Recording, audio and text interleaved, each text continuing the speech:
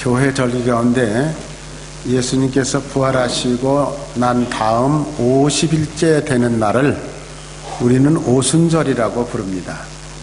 순이라는 말은 여러분 아시죠? 초순, 중순, 그래서 우리나라 사람들이 쓰는 열이라는 뜻입니다. 그래서 오순절날 아침에 성령이 불같이 내렸다. 그래서 성령 강림주일, 성령 강림주일이 지나고 나면 이제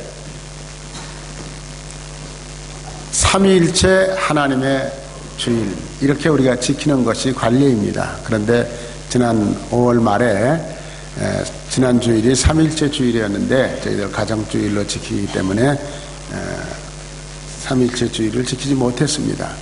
그리고 6월 달은 오늘 첫째 주일인데 6월 달에는 행사가 좀 많아요. 아까 장로님 기도해 주신 것처럼 우리 교회 창립달입니다. 그래서 창립일은 제 생각으로는 창립주일 하루만 우리 교회 창립한 날입니다 이러면서 예배를 드리는 것은 너무 가벼운 것 같은 생각이 들어서 아예 여기 포스터를 지금서부터 붙였어요. 교회 창립의 달이다. 여러분들이 기억하시면서 정말 이 교회를 하나님께서 창립해 주셨는데 우리는 이 교회 안에서 예배 드리면서 하나님의 뜻에 맞게 신앙생활을 했는지 시간 예배 드릴 때마다 생각하고 되돌아보고 고칠 것이 있다면 고쳐야 되지 않을까, 이런 생각이고요. 그 다음에 이제 6.25 기념주일날 우리가 이제 매년 행사지만은 참 중요한 그런 주일이다 하는 생각이 들고요. 그 다음에 6월 20일이 유나이팅 처치가 만들어진 주일입니다. 그래서 유나이팅 처치 교회들은 전부 유나이팅 처치 창립에 대한 역사와 신학적인 그런 얘기를, 그 다음에 우리 유나이팅 처치가 뭔가, 한국에서 오신 분들은 장로교회, 감리교회 이렇게 살았는데 우리는 호주에 오니까 유나이팅 처치라고 그러는데 이것은 장로교도 아니고 감리교도 아니고 뭔가 뭐 이런 생각들이 드실 터인데, 그래서 유나이팅 처치 주일도 지켜야 돼요. 그래서 제 생각에는 다음 주일은 유나이팅 처치 주일, 그 다음 주일은 창립기념주일, 그 다음 마지막 주일은 6.25 기념예배를 드리려고 지금 계획을 세우고 있습니다. 성경에 어디를 읽어봐도 삼위일체라는 말은 없습니다. 그렇지만 이 말이 낯설지 않고 그렇구나 하고 느낄 수 있는 성경 구절이 바로 오늘 우리가 읽은 에베소서 1장 3절에서 14절의 말씀에 보면은 첫 번 부분은 하나님에 대해서 기록했고, 두 번째는 하나님이 계획하신 것을 이루시기 위해서 오신 예수 그리스도, 세 번째는 그 말씀과 예수 그리스도의 행적을 믿고 신앙생활을 바르게 하려고 몸부림치는 사람들을 딱 도장 찍어서 너는 됐어 인쳐주시고 보증서 주시는 게 성령의 역할이라고 성경이 우리들에게 얘기하고 있습니다. 그래서 오늘 짧은 시간이지만은 하나님의 역할, 예수님의 역할, 성령님의 역할에 대해서 간단하게 우리가 한번 성경 말씀을 중심으로 생각하면서 이래서 삼위일체로구나 하는 것을 깨닫게 되시기를 바랍니다. 자, 삼위일체 주일에 아주 예쁜 꽃꽂이입니다. 삼위일체 주일을 상징하는 꽃꽂이가 여러 가지가 많이 있는데 저거 서울에 있는 어떤 교회가 꽃꽂이를 해 놓으신 거예요. 오늘 주일 아침에. 근데 저렇게 예쁘게 잘 하셨어요. 성부, 성자, 성령 이 셋이지만은 밑에 가서는 다 하나로 뭉쳐지죠. 그래서 하나님은 한 분이신데도 불구하고 인격적인 역할에 따라서 성부의 역할이 있고 성자의 역할이 있고 성령의 역할이 있어서 우리 교회에서는 삼위일체라 이런 말을 지금 사용하고 있는 것입니다. 에베소서 1장에 보면은 삼위일체 주일에 우리 그리스도인들이 해야 될 가장 중요한 게 뭐냐 그러면 찬송하리로다입니다. 찬송하리로다. 성령을 체험하고 하나님의 임재를 경험하고 예수 그리스도의 대속의 사건을 온전히 믿을 수 있다면 그분들은 그렇구나 이렇게 하는 게 아니고 기쁘게 찬송 불러야 한다는 거예요. 그러니까 찬송하리로다. 이 말로 우리가 시작이 되는 것을 볼 수가 있습니다. 그렇다면 오늘 성경 본문에 보면은 에베소 1장 전체, 우리는 3절서부터 14절까지만 읽었습니다만 전체를 다 읽어보면 하늘에 속한 백성들이 신령한 축복을 받는다, 이런 말이 나와요. 오늘 우리 본문 읽은 데서 나오는 말이에요. 그렇다면 신령한 축복이 도대체 뭘까? 그런 얘기죠. 신령한 축복. 그것은 하나님이 주시는 복을 말하는 것입니다. 그런데 신령한 축복의 반대는 육신적인 축복입니다. 그런데 우리는 지금까지 솔직히 어떻게 살았습니까? 육신적인 것은 먼저, 그 다음에 신령한 것은 나중, 이렇게 순서를 바꿔서 살았던 우리들의 삶이었습니다. 근데 육신적인 것, 건강하면 복 받았네, 물질이 넉넉한 사업이 잘 되고 돈이 잘 벌리면은 아무게 복 받았네, 우리가 이렇게 말합니다. 그러나 하나님의 기준으로 보면 그건 복은 아니에요. 하나님의 기준으로 볼 때 신령한 축복은 하나님께서 주시는 것을 얘기하는 것이고, 이제 그 구체적인 설명은 또 다음에 하겠습니다. 하늘에 속한 복의 반대는 뭐냐? 땅에 속한 것들. 땅에 속한 것들을 위해서 우리는 지금까지 몸부림치면서 살아온 시간들이 하나님께 예배하며 감사하며 찬송 부르는 시간보다 훨씬 더 많단 말이에요. 이게 우리들이 하나님 앞에 고백하고 용서받으셔야 될 것이 아닌가, 그런 생각을 가지게 되는 것입니다. 자, 그렇다면 성경이 가르치는 가장 중요한 축복이라는 말의 초점은 무엇일까? 이미 말씀드린 대로 땅에 속한 육신의 축복이 아니에요. 우리 자녀가 좋은 대학 들어갔다, 좋지요. 그러나 그것은 하나님께서 그렇게 해주셨다, 이렇게 생각하면서 그걸 축복이라고 생각하면은 본질적으로 성경 말씀을 제대로 모르는 사람들이 하는 얘기입니다. 진정한 그리스도인의 축복이라고 하는 것은 하늘에 속한 복이에요. 그러니까 하늘에 속한 복이라는 말은 무슨 말이냐? 영적인 축복을 말하는 거예요. 내 영혼이 잘 되면 범사가 잘 된다. 요한 3서 1장에 나오잖아요. 마찬가지로 먼저가 뭐예요? 영혼이 잘 되는 거예요. 그 다음에 범사는 뭐예요? 나의 삶에 매일매일 이루어지는 일들을 말하는 거예요. 근데 우리는 언제든지 뒤집어서 생각하면서 살아온 것이죠.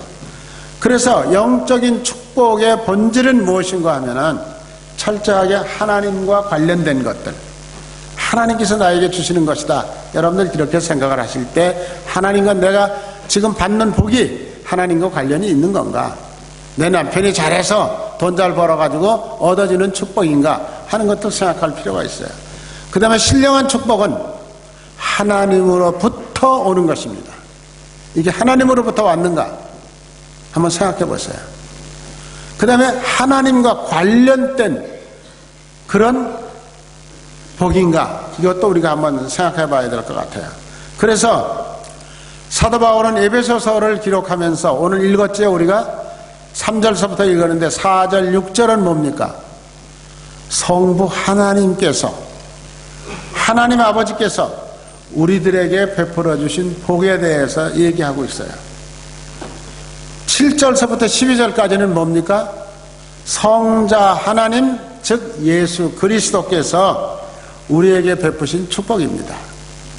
그 다음에 13절, 14절은 성령 하나님이 우리들에게 베풀어 주신 축복을 얘기하고 있는 것입니다. 그래서 우리는 이런 말씀을 오늘 이제 조금씩 나누어서 생각하면서 하나님께서 우리들에게 주신 복이 무엇일까 한번 생각해 보는 거죠. 3절에 보면은 아버지께서 그리스도 안에서 하늘에 속한 모든 신령한 복을 우리에게 주셨기 때문에 이렇게 적혀 있어요. 하나님 아버지가 하늘에 속한 여러분들은 이 땅에 살지만은 우리의 시민권은 하늘에 있는지라. 나의 영원한 맨션은 하늘에 있다. 여러분들이 이렇게 생각하시면서 살아가실 때 매일매일 행복하고 찬송 부르고 감사한 모습으로 살아가실 수 있습니다. 그래서 그 하나님 아버지께서 모든 신령한 복을 우리들에게 주시겠다고 약속하셨어요. 어쩌면 여러분들이나 저는 이미 그 복을 받은 사람들입니다. 나 받은 거 없는데? 아마 이런 생각도 하실 수 있어요. 하나님께서 우리들에게 이미 베풀어 주신 복은 무엇일까? 첫째, 하나님이 나를 선택해 주셨다는 거예요. 선택해 주셨다. 내가 잘생겼기 때문에, 내가 공부를 많이 했기 때문에, 내가 선한 일을 많이 하고 이웃을 많이 도와줬기 때문에 하나님이 나를 선택한 거 아니에요. 나는 죄인입니다.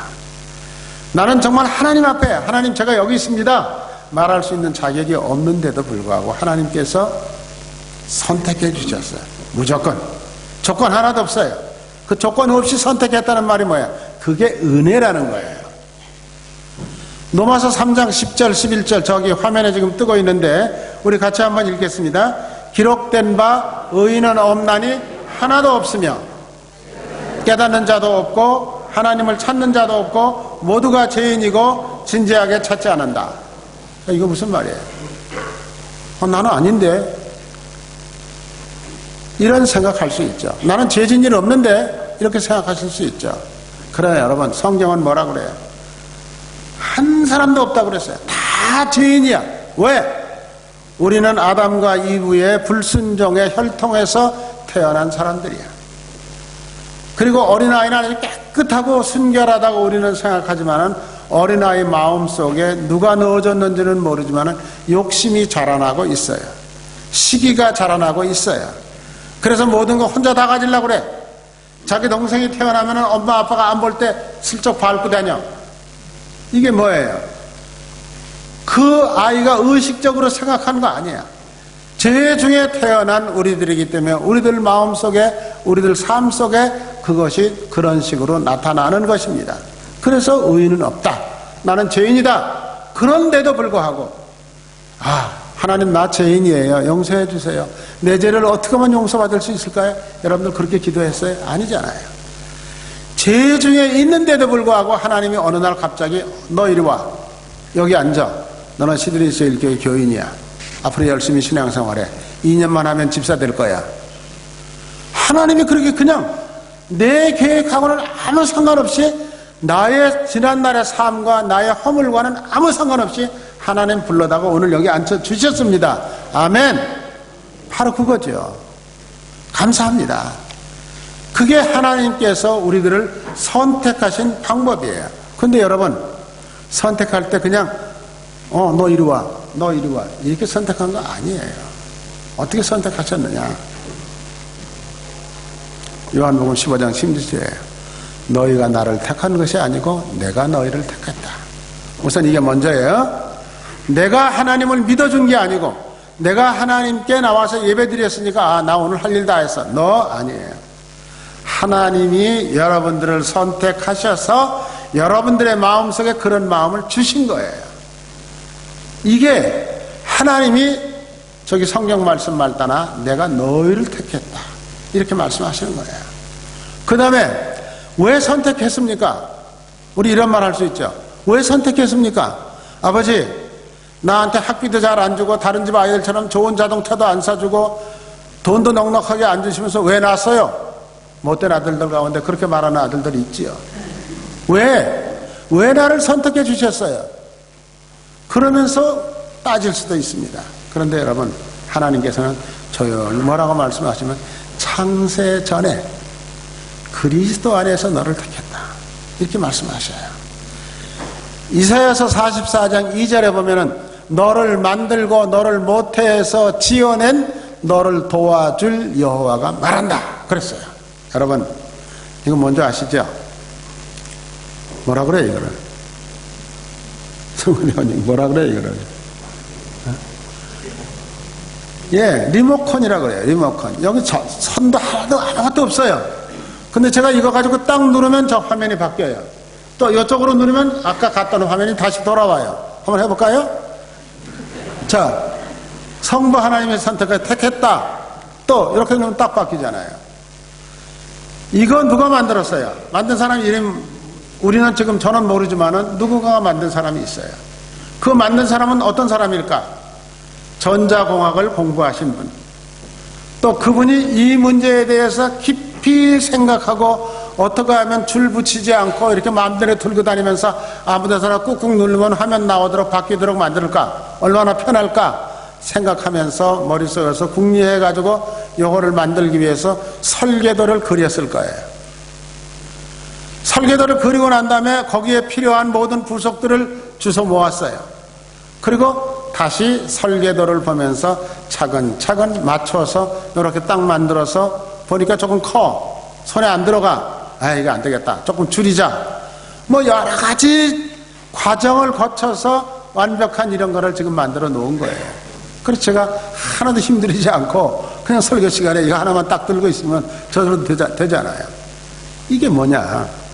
하나님께서는 우리들을 만드실 때, 우리 어머니 뱃속에서 내가 생겨날 때 이미 모태에서 계획을 세우셨다는 거예요. 그리고 그냥 계획만 세운 게 아니라 왜 계획을 세웠어요? 쓸모있게 내가 너를 도와주겠다. 많은 사람들에게 사랑받을 수 있도록 내가 너를 도와주겠다. 여호와 하나님의 말씀이다. 그랬습니다. 그러면서 시편 139편 15절에는 뭐라고 말하느냐면 내 형질이 이루어지기 전에 주의 눈이 보셨으며 나를 위하여 정한 날에 하루도 되기 전에 주의 책에 기록해 놓았습니다. 자, 이게 하나님의 방법이에요. 하나님이 지금 제가 말씀드린 대로 설계도 지태영이라고 하는 한 사람을 이 땅에 보내야 되겠다. 하나님께서는 계획을 먼저 세우셨어요. 내가 이 세상에 태어나기 훨씬 전에 세워놓으시고 이 사람은 성품은 어떤 성품을 가지게 할까? 또 앞으로 어떤 부분에 특별히 재능이 있게 만들까? 여러 가지 계획을 다 세워서 하나님의 책에다가 기록해 두었다는 거예요. 그러고 난 다음에 여호와 같은 성품을 가진 사람을 만들기 위해서는 누구하고 결혼을 시켜야 될까? 그것까지도 하나님은 예정하셨다는 거예요. 하나님은 우리 요즘 과학이 이제 와서 뭐 DNA 어쩌고 하지만 그런 말은 쓰시지 않았지만은 하나님께서는 한 인간의 새로운 스타일을 만들기 위해서 이미 벌써 DNA 조사 다 해가지고 누구하고 만나서 결혼하면은 이런 사람이 생길 것이다 라고 예측을 한 거예요. 얼굴 모양 얘기하는 거 아니에요. 성격. 자, 여러분 보세요. 이 세상에 70억 인구가 사는데 손금 같은 사람 한 사람도 없어요. 내 남편이고 내 아내고 내가 낳은 아들이고 딸인데도 나하고 달라. 70억 인구가 손금이 다 다르다? 이거 뭐로 설명할 수 있어요? 70억 인구가 성품이 다 달라. 성질이 이런 사람도 있고 저런 사람도 있어. 그런데 여기 오신 오늘 우리 교회에 잔뜩 모여 앉아있는 여러분들 성품이 다 달라. 그런데 성품 다르다고 소리 지르면 교회 뭐가 되겠어요? 다른 성품을 오늘 성가대 찬양 너무 멋있죠? 왜? 남성, 여성, 알파, 소프라노, 알토 다 이렇게 화음을 이뤄서 그렇게 멋진 찬양이 만들어지는 거 아니에요? 여러분 이것도 감사해야 돼. 제일교회 이런 좋은 성가대 밑에서 매 주일마다 한 곡씩 듣는다? 입장료 내세요. 그럴 정도로 화음이 이루어져서 아름다움을 만들어내는 거잖아요.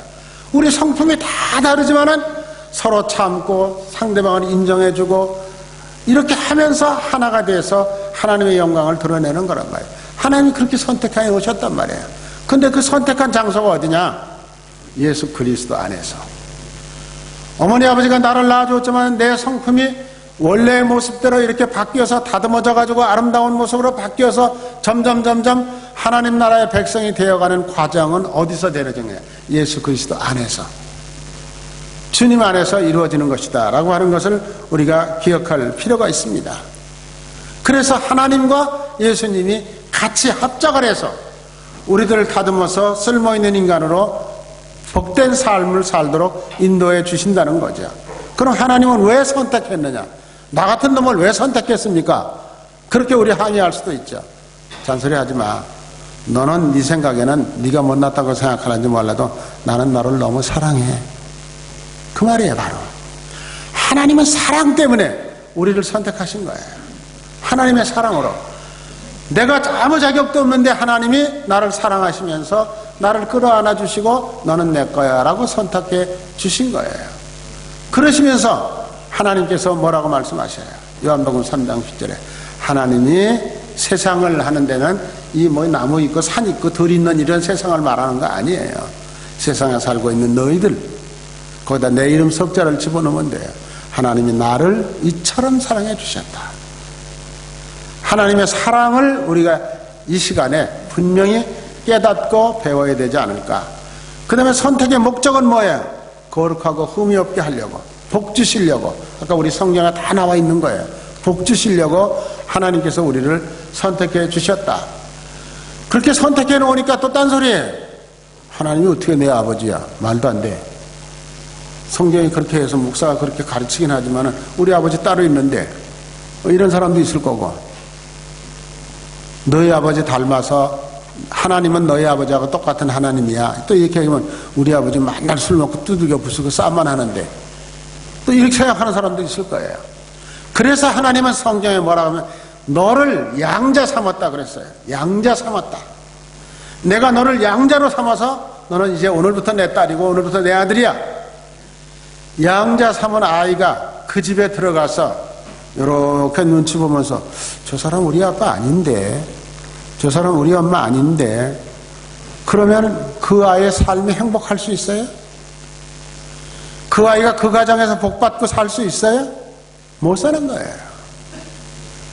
아, 저 사람 우리 엄마 맞아, 저 사람 우리 아빠 맞아, 그리고 달려들기도 하고 싸움도 하고 뭐 떼도 쓰고 이러면서 그 아이가 자라갈 때 엄마 아빠의 사랑을 받고 점점 성숙한 아이로 살아가게 되는 겁니다.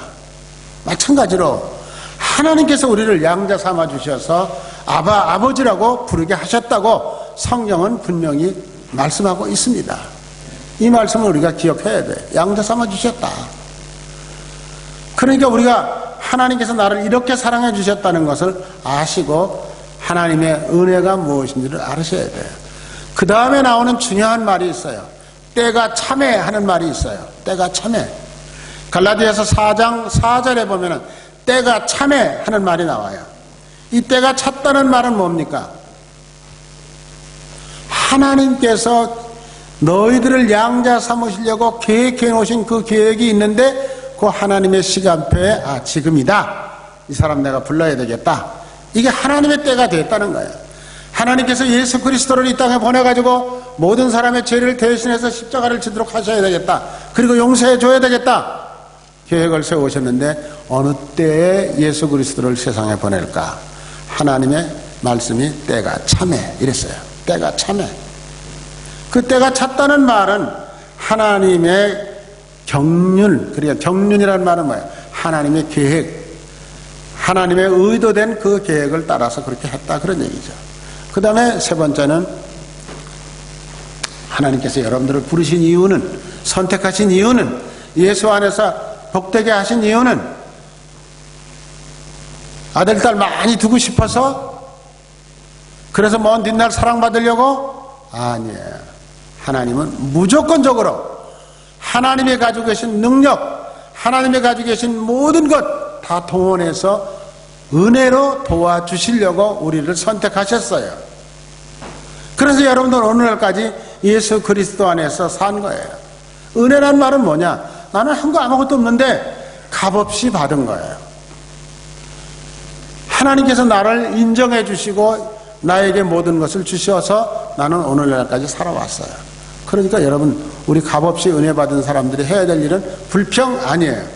불평하는 사람들은 은혜 모르는 사람들이에요. 내가 지금까지 불평 불만 가지고 살았다 그러면 회개하셔야 돼요. 은혜를 받은 사람은 무조건 감사해요. 나는 아무것도 한 일이 없는데 하나님 나를 자녀로 삼아주시고, 하나님 시즌이 제일교회로 보내주시고, 시간마다 좋은 성가대 찬양 듣게 하시고, 이게 뭐예요? 이게 은혜예요. 바로 그런 값없이 나에게 주시는 것이 은혜다. 그 다음에 두 번째는 예수님이 우리들에게 베푸신 일은 무엇인가? 하나님은 그렇게 나를 선택하시고 부르시고 모든 것을 주시기 위해서 하나님이 나를 선택해 주셨다면 예수님은 뭐 하셨나? 엄청난 일을 하셨죠. 자기가 죽어가면서 우리들의 죄를 대신 지셨다. 그걸 구속이라 그래요. 구속. 대신 나의 죄값을 예수님이 지불해 주셨어요.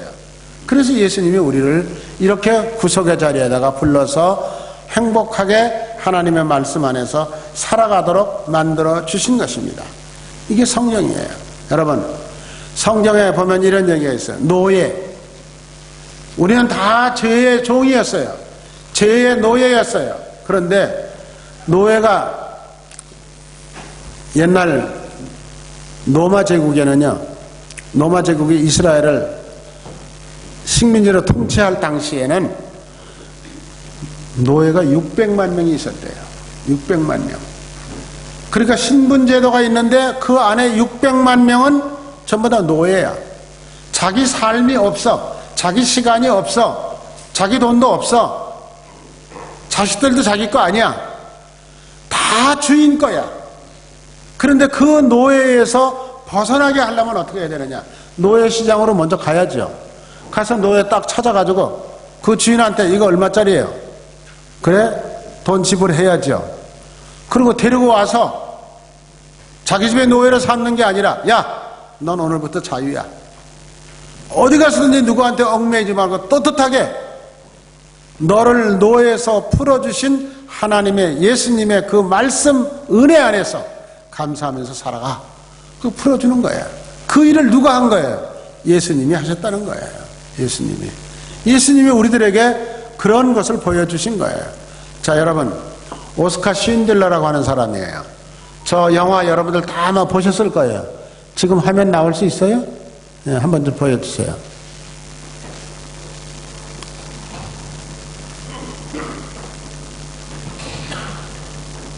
글자가 잘 안 보이면 잘 보세요.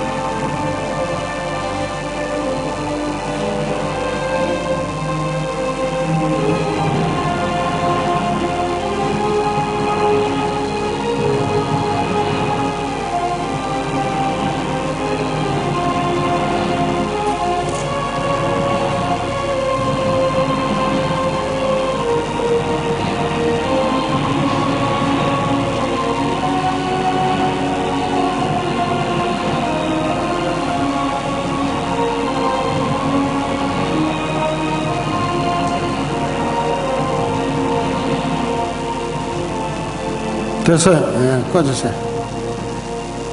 자, 이 오래된 영화이기 때문에 화면이 흑백으로 나와서 깨끗하지는 않지만 여러분들 다 아시죠?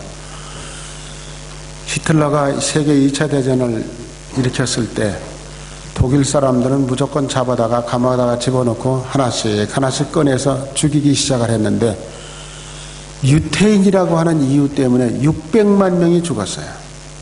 이때 시골에서 올라온 오스카 쉰들러라고 하는 사람이 공장을 차렸어요. 뭘 공장을 차리냐면 그릇 만드는 공장을 시작을 했어요. 큰 사업도 아니죠. 근데 그게 불티나게 팔려나가기 시작을 했어요. 왜? 군인들이 전쟁터에서 밥 먹을 때 쓰는 그릇을 만들기 시작을 했는데, 전쟁터에서 밥 먹다가 폭탄 떨어지면 그 그릇 다 날아가고 사람 다 죽고 없어지면 또 가져가야 되고 또 가져가야 되고 계속해서 팔려나가는 거예요. 그렇게 해서 이분이 번 돈을 가지고 뭘 하기 시작했느냐. 저렇게 무참하게 죽어가는 유대인들을 살리기 위해서 내가 할 수 있는 일이 뭘까? 오케이. 우리 공장에 직공으로 일을 시켜야 되겠다. 자기는 같은 히틀러를 하고 같은 당이니까. 그래서 사람들을 데려다가 하나씩 데려다가 일을 시켰는데, 그 유대인들 감옥에 있는 사람들을 한 사람 데리고 오려 그러면 그 감옥을 지키는 사람들이 1000불 내, 마르크죠. 1000마르크 내, 200마르크 내, 300마르크 내, 기분 나는 대로 부르는 거예요. 자기 있는 돈 다 털어서 주고 사오고 또 사오고 또 사오고 계속 사왔어요.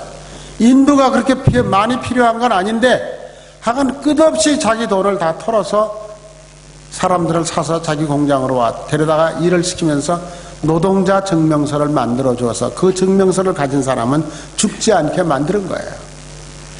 엄청난 유대인들을 그렇게 해서 1000명, 2000명, 10,000명 이렇게 살리기 시작을 해요. 그리고 맨 마지막에 전쟁이 끝났을 때 이 사람이 무슨 얘기를 하느냐 그러면은, 내가 가지고 있는 이 시계 이거 하나 팔았더라면은 2명은 더 살릴 수 있었을 텐데, 내가 타고 다니던 이 자동차 이거를 팔았더라면 10명은 더 살릴 수 있었을 텐데, 내가 이게 아깝다고, 이거는 내가 가져야 된다고 이 시계 뭐 때문에 붙들고 있었나. 생명이 더 소중한데 하면서 한탄을 하면서 우는 장면이 마지막 장면이에요. 마찬가지예요. 예수님께서는 생명 내어주시면서 또 다른 생명을 용서하시고 살려내시는 대속의 일을 하신 분이에요. 그와 똑같은 거예요. 그러니까 우리 그리스도인들도 마찬가지죠. 내가 가지고 있는 재능, 내가 가지고 있는 모든 것 조금이라도 바쳐서 생명 하나라도 전도해서 구원할 수 있는 일이 있다면 내가 해야 될 일 아닐까. 내가 그렇게 하지 않으면 그 생명 언젠가 죽어서 지옥불에 떨어질 터인데, 적어도 그런 생각을 가지고 신앙생활을 해야 되지 않을까. 우리 제1교회가 여기 있어서 창립기념일 잔치만 할 것이 아니라 우리 제1교회가 정말 영혼 구원을 위해서 해야 될 일이 무엇인가, 이런 것들을 우리가 한 달 동안 기도하고 생각하고 또 다음에는 그 일을 실천하는 교회가 되기 위해서 여러분들이 애써야 되지 않을까. 그 다음에 이제 마지막으로는 성령이 하는 일이에요. 성령께서 무슨 일을 하셨느냐. 성령께서 베푸시는 축복은 제일 첫째는 인치심이야. 인치심. 도장 찍어주는 거예요. 그 도장이 뭐냐. 너는 하나님의 백성이야. 너는 하나님의 자녀로 살아야 돼 하고 내 마음을 강권적으로 붙들어 주시는 일을 누가 하느냐 그러면 성령이 하시는 일이에요. 교회 다니면서 성령이 하시는 인도하심을 따르지 않고 내 마음대로, 내 기분대로, 내 생각대로 고집 부리면서 사는 거는 그건 성령의 인치심을 아직도 못 받은 사람들이에요. 성령의 인치심을 받는다는 말은 인치심을 받고 나면 성령께서 마지막에 나를 보증해 주셔요. 너는 하나님의 아들 맞아. 너는 하나님의 딸 맞아. 내가 보증할게. 이렇게 보증해 주신다는 거예요. 그래서 우리는 저 말을 잘 기억하셔야 돼요. 듣는 건 뭘 들어요? 하나님의 말씀을 듣는 거예요. 하나님의 말씀을 듣고 그 다음에 그 말씀을 믿어야 돼요. 그리고 나면 성령께서 나를 인쳐 주셔요. 인정해 주셔서 보증수표를 주시고 하늘 시민권을 주신다 그 말입니다. 그리고 마지막에 보증해 주시는 거예요. 제가 설교를 마치면서 하나 여러분들에게 좀 부탁드리려고 하는 게 있어요. 제가 이제 새로운 목사님 오시면 내일이라도 저는 가야 될 사람인데, 제가 이 교회 와서 다 좋은데 다만 몇 가지라도 좀 고쳐주고 갔으면 좋겠다 하는 욕심이 제게 있어요. 그래서 제일 여러 가지 많이 있지만은 우리가 신앙생활하는 면에서 다음 7월 달부터 7월 첫째 주일부터 성경책 꼭 들고 오세요. 교회 오실 때. 오늘 아침 성경 안 들고 오신 분들 굉장히 많으셔요. 그 왜 성경을 안 들고 다닐까? 성경 말씀 들으라고 돼 있는데 안 들고 다니면은 설교 시간에만 듣고 문 밖에 나가면서 다 잊어버릴 텐데 어떻게 되는 건가? 우리 교회 이 파워포인트에서 성경 말씀을 비춰주니까 성경 가지고 다닐 필요 없다고 느끼시는 거예요. 설교 시간에 비춰주는 성경 말씀은 다가 아니에요.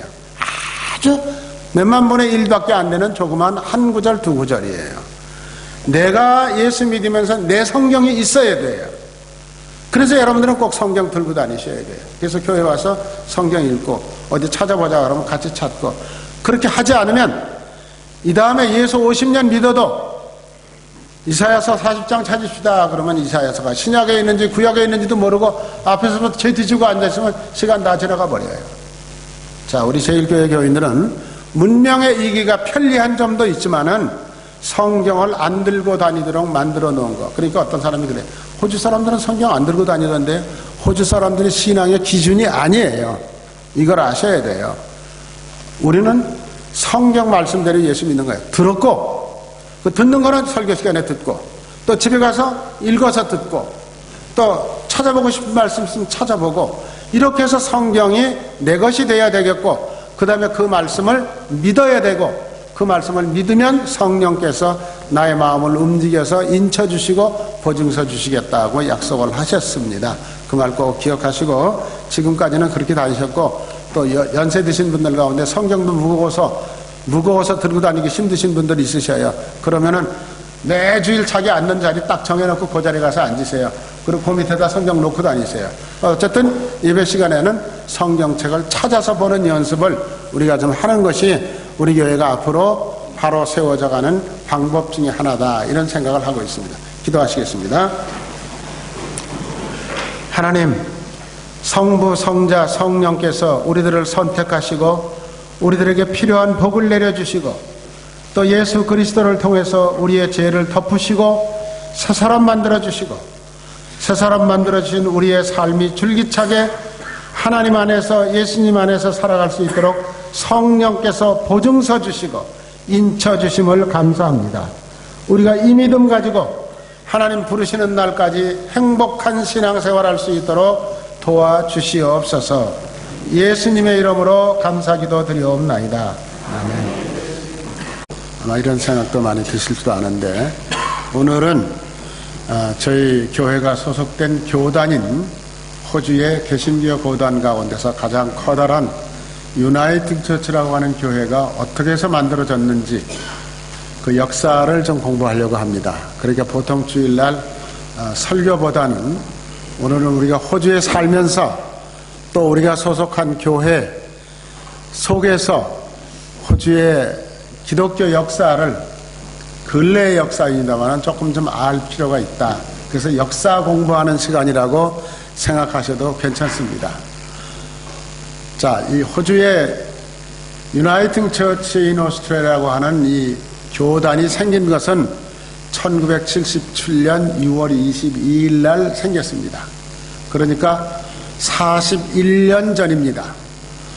호주의 역사적인 기록을 잠시 좀 찾아보면은 3만 년 전부터 이 호주 땅, 이 대륙에 사람들이 살고 있었는데, 그때 살고 있었던 사람들을 우리는 에버리진이라고 그러고 원주민이라고 부릅니다. 근데 그 사람들이 얼마나 이 땅에 살고 있었느냐, 이 넓은 대륙에 30만 명 정도가 살고 있었다고 합니다. 그리고 타스마니아의 섬에, 타스마니아 섬은 여러분들이 아는 대로 우리 남한 땅하고 똑같습니다. 넓이가. 그 타스마니아 섬에 5,000명 정도가 살고 있었다고 전해지고 있습니다. 그런데 이게 어떻게 세상 사람들에게 알려졌느냐 그러면은 1642년에 네덜란드 동인도 회사의 탐험 대장이었던 아벨 타스만이 배를 타고 항해하다가 섬을 하나 보게 됐습니다. 그 섬이 바로 지금 타스마니아입니다. 그래서 그때는 밴드맨슬랜드라고 이름을 붙여서 불렀어요. 그리고 1856년 1월부터 호주 사람들이, 그때 그 섬을 최초로 발견한 사람이 타스마니라는 사람이기 때문에 그 사람의 이름을 붙여서 이름을 바꿔 부르자. 이래가지고 오늘날 타스마니아가 됐습니다. 타스마니아 여러분들 우리 한국하고 상당히 비슷한 점이 많아서 여행하면 볼 게 참 많은 그런 섬입니다. 그 다음에 이제 영국은 해군이 만들어지면서 나라를 지키는 전쟁도 군인들이 담당하지만은 해군은 군함을 타고 세계 각국을 다니면서 아직도 찾아내지 못한 땅, 지도상에 나타나지 않는 땅을 찾는 일을 많이 했습니다. 그때 윌리엄 담피아라고 하는 사람이 또 배를 타고 1688년, 1698년 두 번에 걸쳐서 10년 주기로 웨스턴 호스트리아, 지금 퍼스를 중심으로 한 서부 호주 경계선 바닷가에 왔다 갔습니다. 그런데 그분이 왔다 가서 영국 정부에다가 보고한 내용이 지금 책으로 나와 있는데, 거기 가서 보고한 내용을 보면은 우선 전부 모래뿐이다, 땅이라고 하는 거는. 그리고 비가 오지 않는다. 그래서 아무쪽에도 쓸모가 없는 땅이다. 이렇게 이제 보고를 하고, 거기에 원주민이라고 하는 사람들이 살고 있는데 그 사람들은 사람이라고 할 수가 없다. 동물과 비슷하다. 다 뻘거벗고 살고 숲속에 살고, 그리고 캥거루라고 하는 짐승을 잡아서 그냥 날로 먹고 사는 사람들이다. 그러니까 이 사람들은 별 볼 일이 없는 사람들이다. 아주 혹평해서 보고를 했다는 거예요.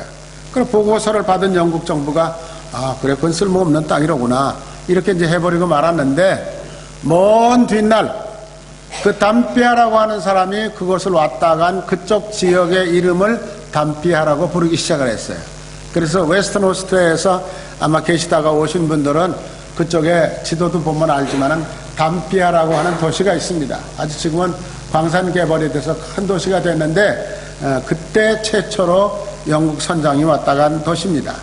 그 다음에 여기 시드니는 제임스 쿡이라고 하는 영국의 또 군함이 여기를 와서 지나가다가 1768년 4월에 지금 오페라 하우스 옆에 보타니 베이라고 하는 아주 예쁜 공원이 있습니다. 그 앞에 도착을 했습니다.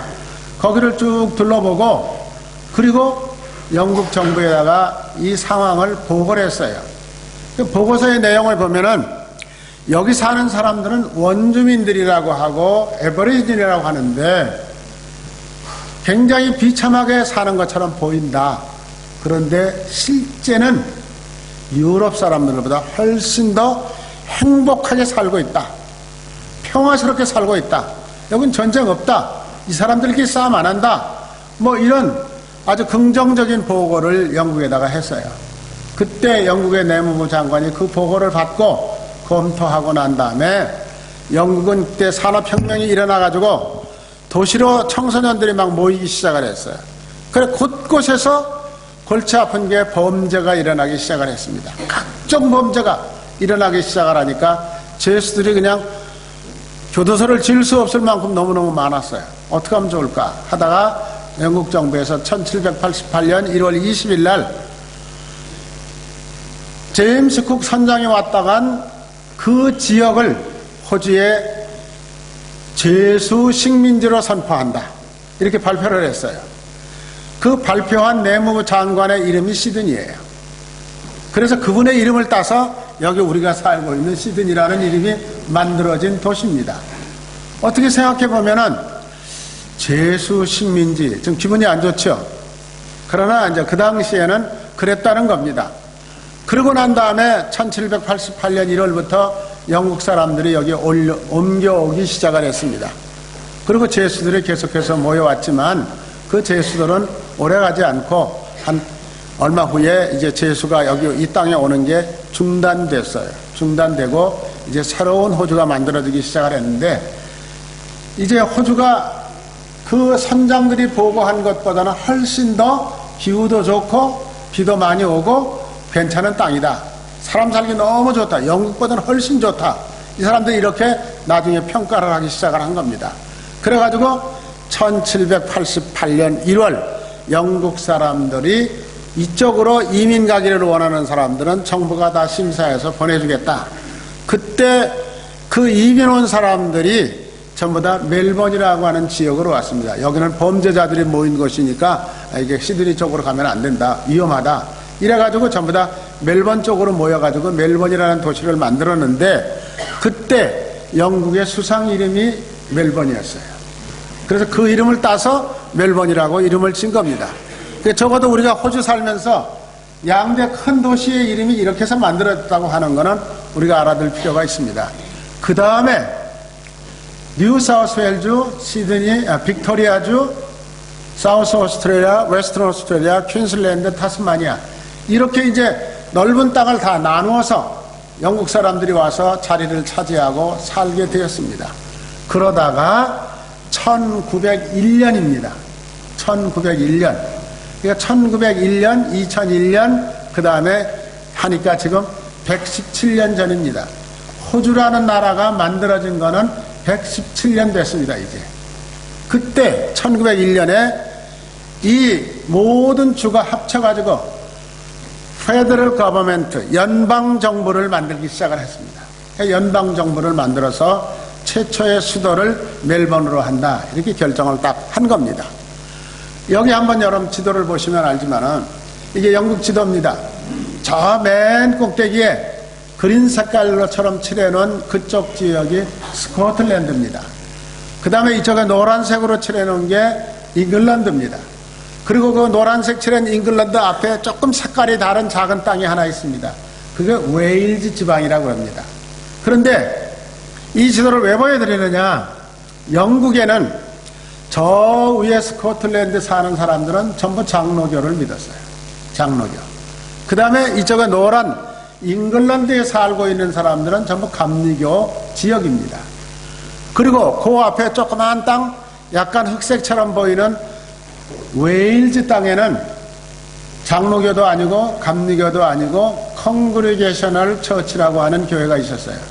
그 컨그리게이셔널 처치는 여러분들 무슨 말이냐 그러면 장로, 집사, 권사 이런 제도 하나도 없고 그냥 교회에 나와서 세례 받으면 그분들이 다 교회의 주인이다.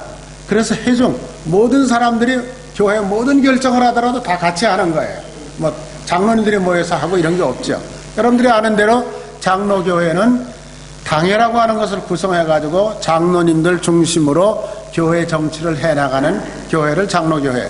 감리교라고 하는 것은 목사님들을 중심으로 해서 감독이라는 이름을 붙여가지고 그 목사님들 회의에서 모든 걸 결정해요. 당신은 오늘 이 교회 목회를 금년 말까지 하고 내년엔 다른 교회로 가라. 거기서 결정하면 그냥 그대로 따르는 거예요. 그래서 그 세 교회가 전부 호주로 이민을 오면서, 교회가 이민 온 건 아니에요.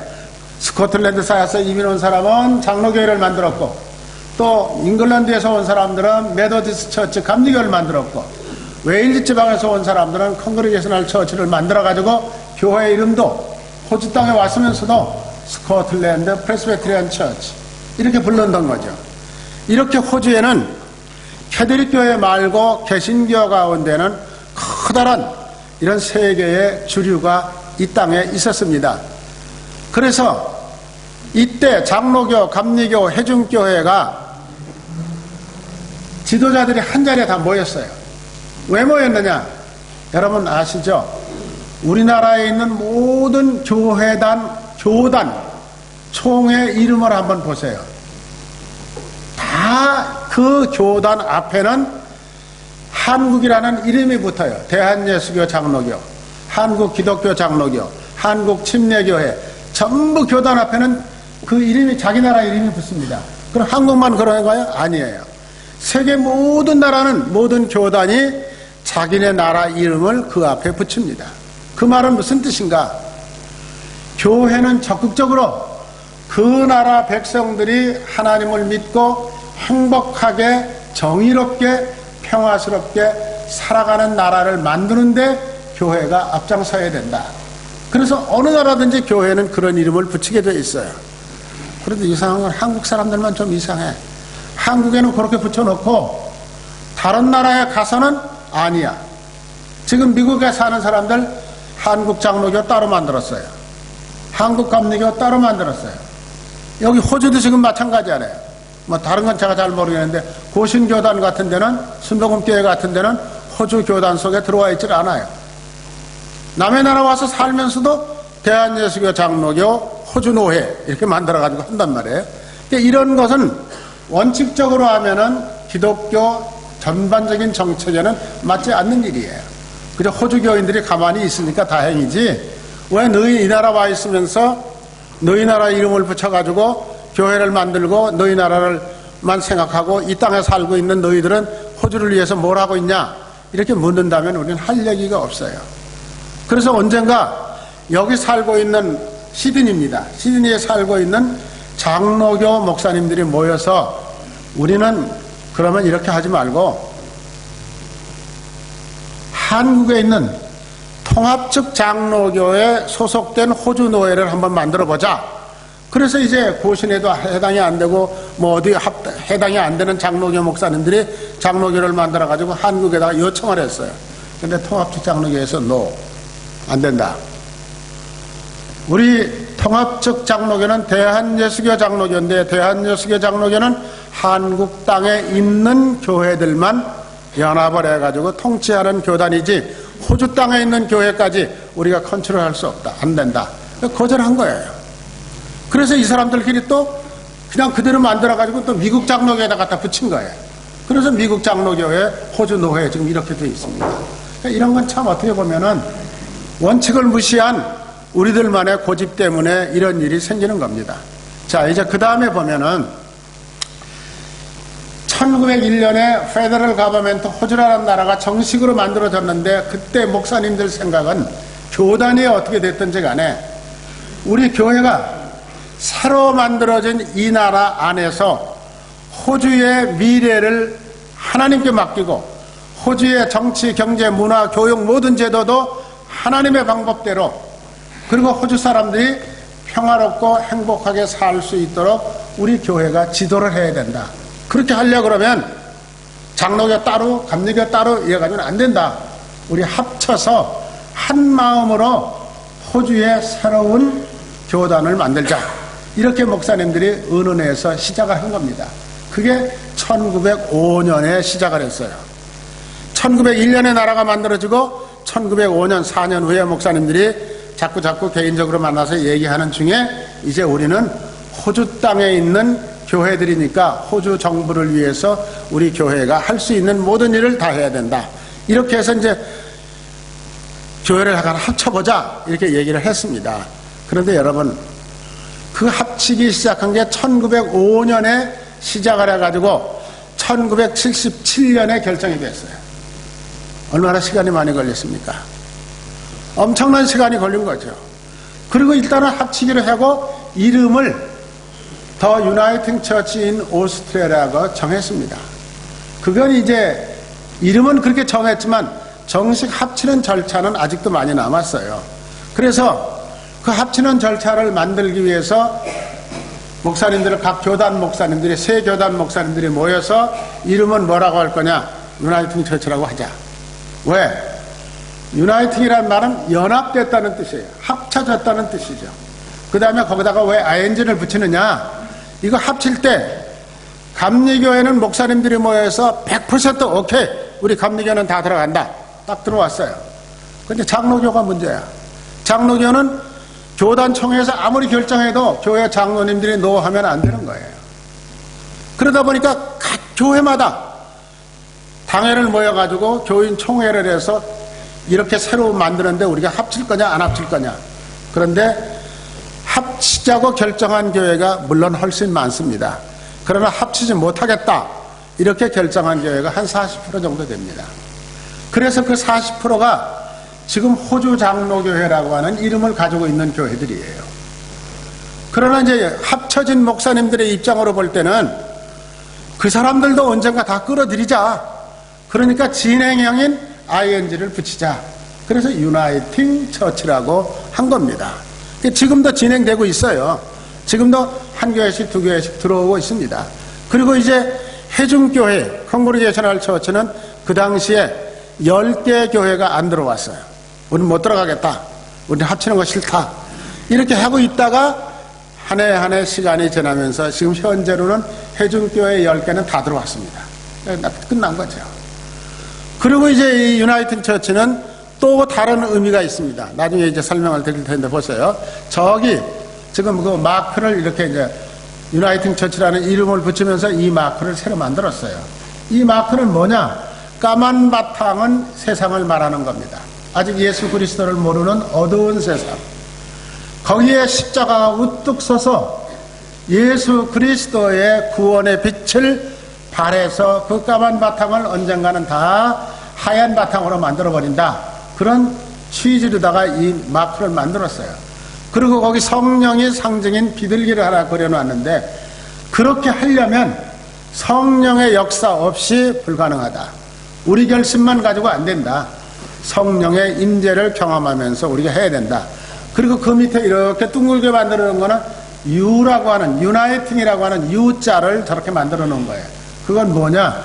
앞으로 계속해서 어느 교회든지 우리 유나이팅 처치하고 조인하기를 원하는 교회가 있으면 계속해서 합치는 일을 진행해 가겠다. 그런 뜻으로 이렇게 마크를 만들었다고 그래요. 참 좋은 그런 의미 같아요. 그래서 여러분 보세요. 1954년에 결국은 유나이팅 한 교회로 합치자는 의견은 모았어요. 그런데 아직도 남아있는 게 뭐냐 그러면은 어떻게 할 것이냐. 합칠 때 장로교는 장로교 헌법이 있었어요. 감리교는 감리교 규정이 있었어요. 회중교회도 마찬가지야. 그런데 그러면 어떤 규정을 가지고 우리가 앞으로 신앙생활을 해나갈 것이냐. 우리의 신앙생활의 파운데이션, 기본이 되는 원칙이 뭐냐. 교단마다 달랐잖아요. 근데 다시 모여가지고 이제 그거를 만들기 시작했는데, 그 교단마다 가지고 있는 원칙을 한 데다가 묶어가지고 새로운 안건을 만들어내는데 많지도 않아요. 책 몇 페이지밖에 안 돼요. 그런데 23년 걸렸어요. 그거 만드는데. 그게 우리 한국말로 번역을 할 때는 기초 합의서, 영어로는 Basis of Union 이렇게 만들었어요. 그런데 이걸 만들면서 중요한 것은 이렇게 만들어진 이 원칙은 무슨 경우에도 수정하거나 바꿀 수 없다. 지금 만든 이것은 딱 끝이에요. 유나이팅 저쪽에 해산되면 몰라도 이거는 바꾸지 못한다. 그러니까 그 말은 무슨 말이에요? 우리는 무슨 일이 있어도 성경 중심으로 예수 믿는다.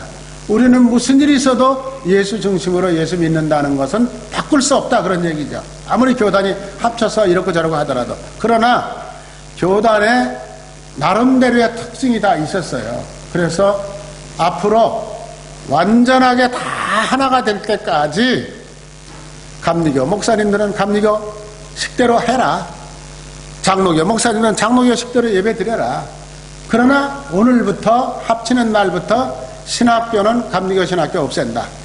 장로교 신학교 없앤다.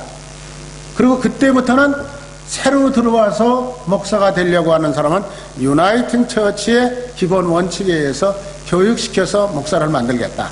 이렇게 정했어요. 그래서 그 목사님들이 다 이제 세상 떠나시고 감리교 목사님 떠나시고 장로교 목사님 떠나시고 이렇게 한 게 한 30년 넘게 걸렸어요. 그 당시 목회하시던 목사님들이. 그 목사님들 다 떠나시고 난 다음에는 이제 완전히 하나가 되는 거죠. 하나가 되는 기간이 그렇게 오래 걸렸습니다. 그래서 가장 중요한 베이시스 오브 유니온이라고 하는 것을 제가 몇 가지로 설명을 좀 드리겠습니다. 그 내용 중 일부는 이런 것들입니다. 중요한 거예요. 첫째, 십자가의 고난을 받으시고 부활하신 예수님을 구주로 고백한다. 아멘. 여기는 다른 의견이 있을 수가 없어요. 두 번째, 문화, 경제, 국가, 인종을 넘어서 신앙의 일치, 그리스도 안에서 삶을 전도한다. 그러니까 어느 문화이든지 간에 어떤 경제체제를 가졌든지 간에 어느 나라에서 호주로 왔든지 간에 어쨌든 이 호주 안에서는 그런 문화나 인종이나 그런 거 차별하지 않고 오직 예수 그리스도를 믿는 신앙 안에서 우리는 함께 살아간다. 그런 뜻입니다. 그 다음에 세 번째는 하나님의 공의와 평화를 부인하는 사해악. 이 말이 굉장히 중요해요. 정치하는 사람들은 때를 따라서는 자기들 유익을 위해서 하나님의 공정한 의로운 평화 이걸 부인할 때가 굉장히 많아요. 그런 사회를 사회악이라고 여기서는 규정을 해요. 그래서 그거는 우리는 대항해서 두려움 없이 싸운다. 무슨 일이 있든지 간에 우리는 싸운다. 이게 예언자적인 목회라는 뜻입니다. 얼마나 멋있어요. 호주 장로교 사람들이 한국에 선교하러 갔을 때 신사참배를 안 한 사람은 호주 장로교 선교사들만 안 했습니다. 이게 뭐예요? 사회학을 대항해서 우리는 예언자적인 목소리를 내면서 싸울 수 있다. 이렇게 한 거죠. 그런데 여기 제가 빨간 줄을 쳐놨잖아요. 지금 여기 호주 교회의 지금 디렘마예요. 동성연애가 지금 사회악이에요. 성경에 맞지 않아요. 공의와 평화를 깨뜨리는 거예요. 그런데 목사님들이 바른 소리를 못하고 있어요. 지금은 아까 우리 장로님 기도하셨는데 다음 달에 총회가 열린다 그러는데 그 총회의 주제 가운데 하나가 뭐냐 그러면 동성연애를 어떻게 할 것인가. 호주에서는 투표했는데 상당히 많은 수가 다 찬성하는 쪽으로 가고 있는데 우리 교회는 어떻게 할 것인가. 그게 지금 큰 숙제예요. 이런 것, 제 생각으로는 그래요. 무슨 일이 있든지 대항해야 돼. 이건 안 된다. 나중에 투표해서 지는 한이 있더라도 교회는 바른 소리를 하는 게 교회의 목적이에요. 그리고 예언자적인 목소리예요. 그리고 하나님께서 우리들에게 허락하신 공의와 질서와 평화를 지키는 방법이에요. 그렇게 하지 않으면 교회는 먼 뒷날 우리 지금 한국교회처럼 사회 조롱거리가 돼버리고 말아요. 이거 우리가 여기 와서 신앙생활 하지만은 우리 한국 사람들은 적어도 한국 사람이기 때문에 아니라 우리의 신앙 기준은 이 성경에 맞추어서 바르게 해나가는 것이 가장 중요한 것이다라고 하는 걸 제가 말씀을 드리는 거예요. 그 다음에 하나님과 더불어 억압받고 상처받고 가난한 자들을 위해서 행동한다. 호주 사람들이 이거 너무너무 잘해요. 평소에 헌금은 2불 3불밖에 안 해도 가난한 이웃들을 돕겠다 헌금하자 그러면 100불 200불 다 내요. 너무너무 잘해요. 그러니까 호주 사람들이 한국 선교도 적은 숫자를 가지고 그렇게 했고 지금 제가 그 북한에 나진에다가 고아원 제일심에 짓기 시작할 때 제가 멜번 교회에 있을 때였는데 유나이티드 처치 총회 사무실에 와가지고서 우리가 지금 이런 일을 하려고 그러는데 당신들 좀 도와야 된다. 그랬더니 어떤 목사님이 딱 그러더라고요. 우리는 이미 벌써 100년 전에 한국에 선교사를 보냈는데 남한 북한 나눠서 선교 생각해 본 적이 없다. 아 이거 해야 된다.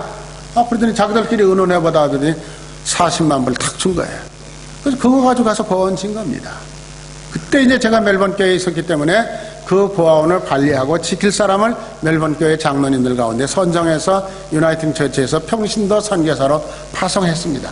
그러니까 지금까지 그렇게 오는 거예요. 그러니까 이분들이 그렇게 한 거로 끝이 아니에요. 매년 호주교회는 북한에 있는 나선에 있는 어린이집을 위해서 한 번 꼭 헌금을 해요.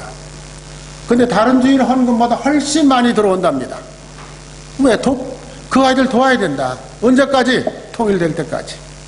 그래서 그 돈 가지고 지금도 거기 그 고아원이 운영되고 있는 겁니다. 그 다음에 이 땅에 주신 무궁한 자원을 지혜롭게 활용하고 보존하고 공정하게 나누는 청지기의 책임을 진다. 한국 사람들이 호주에 오면 아이 바보 같은 사람들 왜 이러고 사는지 몰라 또 이러죠. 미국 사람들이 오면 더 그래요. 왜? 미국이나 한국은 무조건 계속 돈 버는 일을 그냥 끝까지 해서 세계적인 부자가 돼야 되겠다. 이게 이제 목표예요. 그 일을 위해서라면 무엇이든지 하는 거죠. 근데 호주는 아니에요. 저 원칙 때문에 유나이팅 처치가 매년 총회를 하면서 정부 대건의 문서를 내놓습니다. 그 문서 가운데 저게 들어가 있어요. 호주가 지금 4만 불 시대에 살고 있는데 이거보다 더 잘 살려고 하는 것은 죄를 짓자는 것이지 먹고 사는데 문제가 있는 게 아니다. 그러니까 이 자원은 다 아끼고 개발하지 말고 남겨두었다가 후손들에게 물려줘야 된다. 얼마나 멋있어요. 그런데 다른 나라에서 볼 때는 바보라고 생각하는 거예요. 여기 지금 석유도 엄청나게 많아요. 지하자원 무지무지하게 많아요. 개발 안 하잖아요. 딱 찾아만 놓고 개발 안 하는 거예요. 왜? 사다 쓸 수 있는 능력이 있을 때까지는 우리 사다 쓰자. 그리고 여기 있는 건 놔두면 누가 뺏어갈 것도 아니고 우리 거니까 우리 후손들에게 물려주자. 이런 경제정책을 교회가 정부에다 건의하는데 정부가 그걸 또 잘 들어. 가만히 보니까요. 아, 옳다. 우리도 그렇게 해야 된다. 그래서 그렇게 하는 거죠. 그 다음에 하나님의 백성들이 목회를 위해서 받은 여러 가지 은사들을 인정하고 창조적이고 도전적이고 열린 마음과 융통성, 희망 그리고 기쁨 속에서 살도록 교훈한다. 목사가 하는 일, 교회가 해야 될 일은 뭐냐? 자기에게 받은 은사가 다 달라요. 또 우리 교인들이 받은 은사가 다 달라요. 그런 모든 것들을 합력해서 이 땅에 살고 있는 그리스도인들이, 이 민족들이 서로 융통성 있게 희망을 가지고 기쁨 속에서 살아갈 수 있도록 지도해 줘야 된다. 이게 교회의 책임이다. 이런 얘기예요. 당연히 옳은 말이죠. 정말 교회가 그렇게 하고 있느냐 하는 거는 뭐 알 수가 없지만 어쨌든 지금 그런 원칙을 우리 유나이팅 처치는 가지고 있어요. 제가 알기로는 10년 전, 20년 전만 해도 그런 문제에 아무 문제가 없었어요. 그런데 우리 교회는 어떻습니까?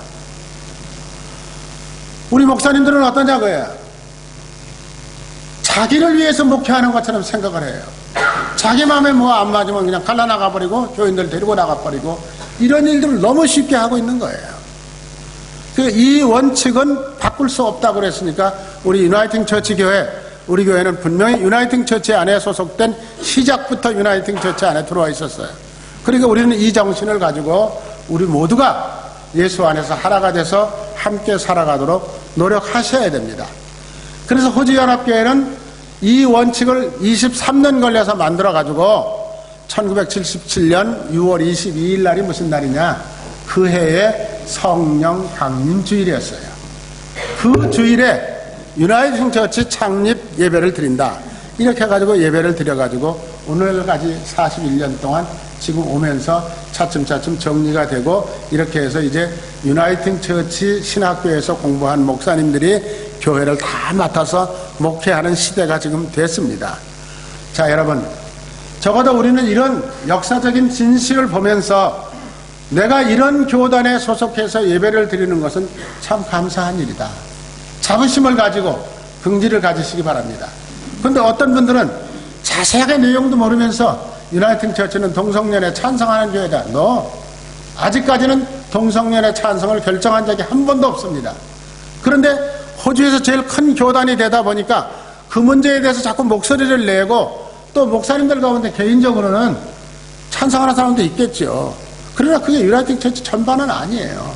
그런데도 불구하고 자꾸 그렇게 쓸데없는 얘기를 만들어서 하면서 자기네 교회는 옳고 유나이팅 처치는 다 나쁜 교회처럼 이렇게 만들어가는 목사님들이 제법 많아요. 우리 한국 목사님들 여기 계신 분들 가운데.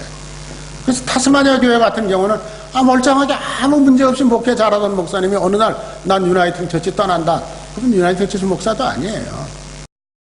그런데 그러고 와서는 그 옆에다가 교회를 또 새로 세웠잖아요.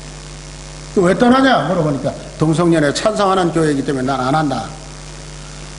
여러분, 안 한다고 떠나는 게 목사가 해야 될 일이에요? 동성연애 찬성하면 그걸 못하도록 막는 역할을 예언자적 목소리를 내는 게 교회가 해야 될 일입니다. 우리는 그런 자부심을 가지고 여러분 이 교회를 지키고 신앙생활 잘 해주시기를 부탁을 합니다. 그 호주연합교회는 다문화 다인종 교회예요. 그래서 지금 현재 호주에 이민 와 있는 150개 나라에서 온 나라 사람들이 다 유나이팅 처치 안에 들어와 있어요. 다른 교단은 이렇게 들어와 있죠. 장로교는 받아주지도 않아요. 요 근래 이제 자기들 숫자가 자꾸 줄어들으니까 끌어들이려고 애는 쓰고 있지만은 기본 정신이 유나이팅 처치는 다문화 인정한다. 다른 나라 인정도 함께 신앙생활을 할 수 있다. 이렇게 인정을 해서 그 나라의 언어로 예배를 드리게 된 겁니다. 그래서 우리 한국교회가 한국말로 이렇게 예배를 드리면서도 또 인정을 받는 거죠. 그리고 여러분 중요한 것은 그 밑에 파란 글씨 한번 보세요. 한인 노회의 출발은 세계 교회사에서 아주 좋은 모델이다.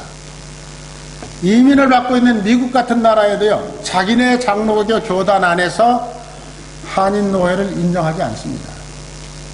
그러니까 한국 사람들이 뛰쳐나와가지고 대한예수교 장로교 그러고 자기들끼리 총회 만들고 노회 만드는 거죠. 미국에 있는 교회가 한국 사람들 받아들이면서 너희들끼리 따로 노예 만들어서 해라 이렇게 안 하죠. 호주에서는 이런 다문화 다인종 정책에 의해서 한인 노예를 만들었는데 150여 개 외국에서 온 나라 사람들이 150개 나라입니다. 교회가 아니고 나라 사람들이 유나이팅 처치 안에 들어와서 신앙생활을 하는데 한인 노예가 1번입니다. 이거는 호주 안에서만 1번이 아니라 세계 기독교 역사에서 처음 있는 일이래요. 얼마나 멋있어요. 그러니까 적어도 우리는 이런 자세한 걸 알면서 자부심을 가지고 신앙생활을 해야 되지 않을까 이런 생각을 가지게 되는 것입니다. 자, 뭐 이런 얘기는 다 지금 시간이 없어 정리를 하겠습니다. 이 목사님 얘기 하나만 하고 제가 마칠게요. 독일에 있는 니물러 목사라고 하는 사람이에요. 니물러 목사, 마틴 니물러 목사. 이 사람이 유태인들을 막 학살하고 죽이고 히틀러가 전쟁에다가 사람들을 내몰고 마음에 안 맞으면 그냥 즉석에서 총살시키고 이렇게 하는 장면을 보았어요. 숨어서 보았는데 유태인들을 감옥 같은 철창 안에다가 잔뜩 몇백 명 갖다 가둬놓고 한 명씩 이름 불러내면서 총으로 쏴 죽이는 거예요. 그 장면을 본 거예요. 근데 어떤 한 사람이 나오면서 막 소리를 지르더라는 거예요. 나는 아무 일도 안 했는데 왜 나를 잡아다 죽이려고 그러느냐. 그러니까 그 총든 사람이 하는 말이, 야, 너희 유태인들이 지금 수도 없이 매일 이렇게 죽어가고 있고 전쟁이 세계를 지금 뒤덮고 있는데 너 아무 일도 안 했어? 그게 제일 큰 죄야. 당장 죽어야 돼. 그러더니 권총으로 팍 쏴서 죽여버리더라는 거예요. 그 얘기를 듣는 순간 이 목사님이 꼬꾸라졌대요. 나는 목사로서 이렇게 난리를 치고 있는데 나 한 게 뭐가 있나? 아무것도 한 게 없구나. 나가서 용기도 있게 소리도 한번 못 지르고 이러면 안 된다고 얘기도 한번 못하고 그냥 숨어서 보고 있었다는 거죠. 그래, 이 니물러 목사가 그러고 나서 글을 썼어요. 이 글이 엄청나게 중요해요. 여러분 잘 들으세요. 잠깐만 읽으면 돼요. 나치가 그들을 덮었을 때, 나치가 공산주의자들을 덮었을 때 나는 침묵했다. 나는 공산주의자가 아니었다. 그 다음에 그들이 사회민주당원들을 가두었을 때 나는 침묵했다. 나는 사회민주당원이 아니었다. 그 다음에 그들이 노동조합을 덮쳤을 때 나는 침묵했다. 나 노동조합원이 아니었으니까. 그 다음에 그들이 유태인들에게 왔을 때 나는 아무 말도 하지 않았다. 나는 유태인이 아니었기 때문에. 그들이 나를 잡으러 왔을 때, 나에게 덮쳤을 때 나를 위해서 말해주는 사람은 한 사람도 없었다. 이 말 무슨 말이에요? 교회가 잘못되고 사회가 잘못되면 바른 소리를 하고 나가서 용기 있게 이렇게 하면 안 된다고 외쳐야 될 내 목사가 너 핑계 저 핑계 대고 아무 일도 하지 않았다는 거죠. 그리고 생각을 해보니까 자기가 잡혀갈 때 자기를 위해서 이분은 그런 목사님 아닙니다. 훌륭한 목사님입니다. 이분 독일의 대표적인 목사님입니다. 말해주는 사람이 아무도 없었다는 거죠. 그래서 2차 대전이 끝나고 난 다음에 이분이 이 시를 써서 발표하면서 내가 먼저 회개한다. 그리고 우리 독일에 있는 모든 교회가 이 문제를 놓고 회개하자. 그래서 독일 교회가 다 통곡을 하면서 넘어지고 쓰러지고 해가지고 새로운 교회로 만들어간 독일의 종교개혁자 마틴 니물러 목사, 이렇게 지금 얘기합니다. 잘못을 깨닫고 새로운 삶을 살아야 되겠다고 결단하는 일이 얼마나 중요한 일인지. 근데 우리 한국은 지금 여러분들 보십시오. 어떻습니까? 교회가 막 찢어지고 싸움을 하고 난리판을 치는데도 큰 교회 목사님들한테는 작은 교회 목사님들은 말도 한마디 못해요. 정부가 지금 허둥지둥하고 어떻게 되는지 모르겠는데도 불구하고 아무도 말하는 사람 없어요. 이게 우리의 현실입니다. 정말 나는 니물러 목사의 이런 삶을 보면서 우리 지도자들이, 목사님, 장로님, 권사님들이 나는 권사가 내가 뭘 알아. 이렇게 하시면 안 된다는 거예요. 하나님 앞에서 하나님이 나를 불러서 일꾼으로 세우신 이상은 나는 무언가를 해야 된다는 거죠. 자, 오늘 성경 본문 아까 우리가 읽었죠. 거기에 마지막을 정리한 겁니다. 자, 우리 다 같이 읽습니다. 교회는 한 몸입니다. 한 성령입니다. 같은 소망입니다. 성경도 믿음도 세례도 하나입니다. 하나님도 주님도 한 분입니다. 아멘. 기도하시겠습니다. 하나님 감사합니다. 호주 땅에서 유나이팅 처치가 만들어지게 하시고 모든 교파를 초월해서 주님이 요한복음 17장에서 기도하셨던 대로 하나가 되게 하셨으니 감사합니다. 우리 인간이 만든 집단은 하나가 되었다고 하더라도 세상의 변화 속에서 민감하게 작용하고 있습니다. 그러나 유나이팅 처치가 베이식스 오브 유니온을 만들어서 절대 바꿀 수 없는 원칙으로 정해놓은 것처럼 우리들의 신앙생활은 주변에 어떤 영향과 어떤 어려움이 밀려온다고 하더라도 참고 지키고 용기 있게 싸워나갈 수 있는 믿음을 갖게 하여 주시옵소서. 우리 한국교회, 세계교회의 믿음의 선진들이 다 이와 같이 순교하면서 신앙생활을 해 주었기에 오늘날 우리가 이 땅에 존재하게 되었습니다. 주님 감사합니다. 앞으로 미래 사회를 우리가 이렇게 지키며 이끌어가고 기도하며 순교를 각오하면서 하나님의 말씀을 들고 나가는 용감한 십자가의 병사들이 되게 하여 주시옵소서. 우리를 사랑하시고 하나 되게 하시는 예수 그리스도의 이름으로 감사 기도 드리옵나이다. 아멘.